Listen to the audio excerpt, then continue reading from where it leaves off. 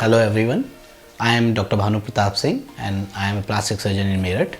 Today we are going to discuss about scars. Scars is a very common day-to-day problem in our practice. तो सबसे पहले इस plastic surgery awareness series में मैं आपसे discuss करने वाला हूँ स्कार के बारे में। तो पहले हम डिस्कस करेंगे स्कार्स बनते क्यों हैं। आपके हमारे सबके शरीर पर कहीं ना कहीं स्कार होंगे।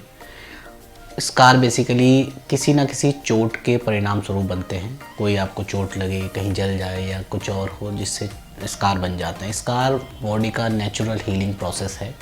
जब बॉडी में हीलिंग होती है तो स्कार्स बनते हैं।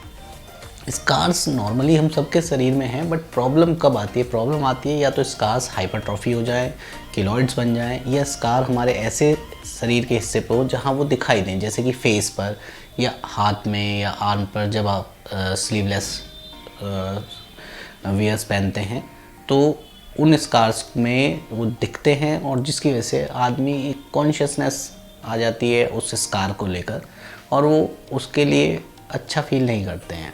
ख़ास तौर से लड़कियों में चेहरे के स्कार बड़े ही प्रॉब्लमेटिक होते हैं। अक्सर मेरे पास शादी की उम्र की लड़कियां आती हैं कि स्कार की वजह से शादी में बहुत प्रॉब्लम आती है। तो क्या हम स्कार को अवॉइड कर सकते हैं?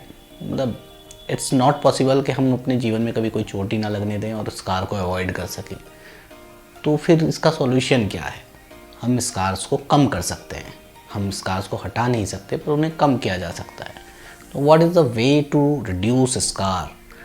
सबसे पहला और सबसे इम्पॉर्टेंट तो यह है कि जब आपको कोई चोट लगे तो सबसे नज़दीकी एक अच्छे सर्जन या यूँ कहूँ एक अच्छे प्लास्टिक सर्जन से आप कंसल्ट ज़रूर करें, क्योंकि जो पहली सर्जरी होती है वो आपके स्कार को कम से कम कर सकती है। अगर पहली सर्जरी ही बेटर होगी तो हो सकता है आपको इतने कम स्कार हों जो बाद में आपके जीवन में कभी प्रॉब्लमेटिक ही ना बने।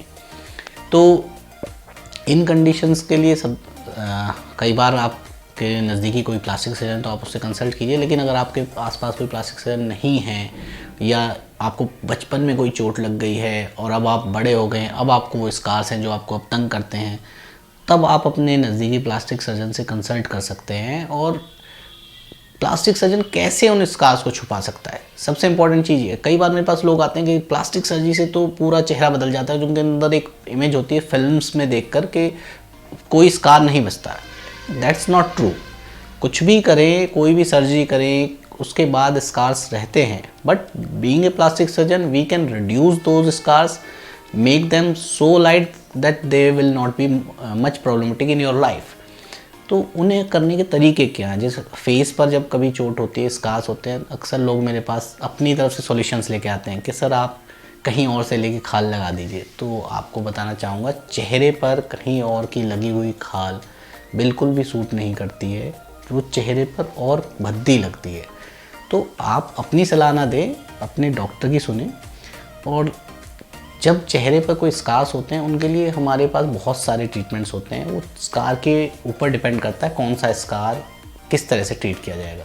जैसे सर्जरी एक ऑप्शन है जिसमें हम स्कार रिवीजन बोलते हैं। स्कार्स को हम इस तरह से डिज़ाइन करते हैं कि वो चेहरे की लाइनों में ऐसे छिप जाए कि कम से कम दिखाई दे। दूसरा तरीका लेज़र होता है, जिसमें बहुत सारी लेज़र्स हमारे पास अवेलेबल हैं। उनमें सबसे कॉमनली यूज़ होने वाली लेज़र है CO2 लेज़र, जिसे फ्रैक्शनल CO2 लेज़र बोलते हैं। इससे भी स्कार को कम से कम किया जा सकता है। और तरीके होते हैं जैसे माइक्रो नीडलिंग, पीलिंग और सबसीजन। ये सारे तरीके स्कार्स को कम करने के लिए यूज़ किए जाते हैं। स्कार्स के लिए अब लोग कह सकते हैं सर स्कार कौन कौन से स्कार कम हो सकते हैं? बॉडी में जितने भी स्कार हैं उन सबको कम किया जा सकता है किसी न किसी हद तक, पर पूरी तरह मिटाना किसी को भी संभव नहीं है। जैसे पोस्ट एक्ने स्कार्स एक बड़ी समस्या है। टीनेज में होने वाले एक्नेज की वजह से लोगों को स्कार बनते हैं और वो बाद में काफ़ी प्रॉब्लमेटिक होते हैं। तो टीनेज में बने एक्ने स्कार्स को भी आप लेटर ऑन सर्जरी से या बाकी और तरीक़ों से कम कर सकते हैं, जिससे वो कम से कम दिखाई दे। तो अगर आप भी कोई ऐसे स्कार की समस्या से जूझ रहे हैं तो आज ही अपने नज़दीकी प्लास्टिक सर्जन से कंसल्ट करें और उससे निजात पाने के लिए परामर्श लें। धन्यवाद।